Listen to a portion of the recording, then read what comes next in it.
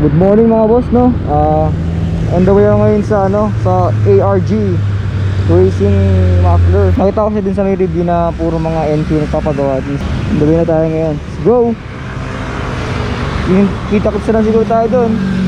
So ayun mga boss, no? Nakalimutan ko iparinig sa inyo yung stock exhaust na ito using GoPro. So ipaparinig sa inyo.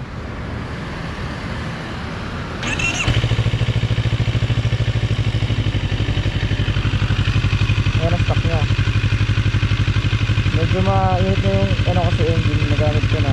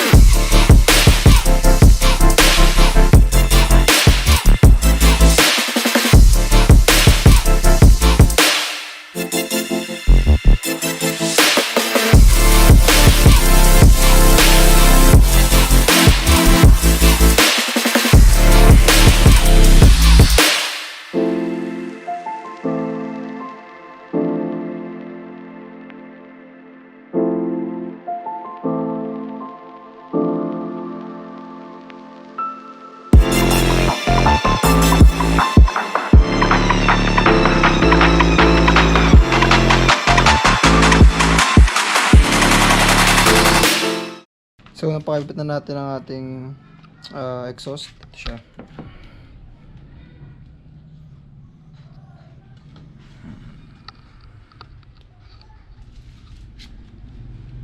Nakabit natin siya sa ARG muffler. Ayan. Makikita nyo yun yung link. Nakalink lang yan. So, may resonator. And then naka-twisted loop.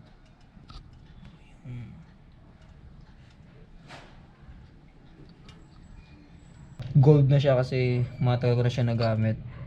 Pero nung unang kabit yan, silver talaga yan. Ayan siya nung bago. Ito na siya ngayon. Medyo brown na.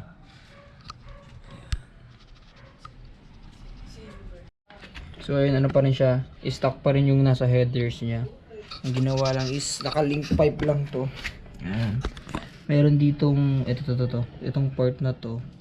Naalis yung sa may stock niyan. So ito ginawa lang. Sinukat talaga nila. Para lang sa NK natin. Para sa excess na gusto natin yan. Ayan yung itsura niya. Binili ko pala ng bukod tong canister. In order ko lang sa may Lazada. Lagay ko yung link sa description. And then ito lang yung pinagawa ko sa ARG. Itong elbow lang na yan. Naka-twisted na yan. Shoutout nga pala sa ARG racing pipe. Sila ang gumawa ng ating mid pipe or twisted loop. Yan. Shout out Sa price nga pala, chat nyo na sila sa may Facebook. Very responsive naman sila mga chat. So,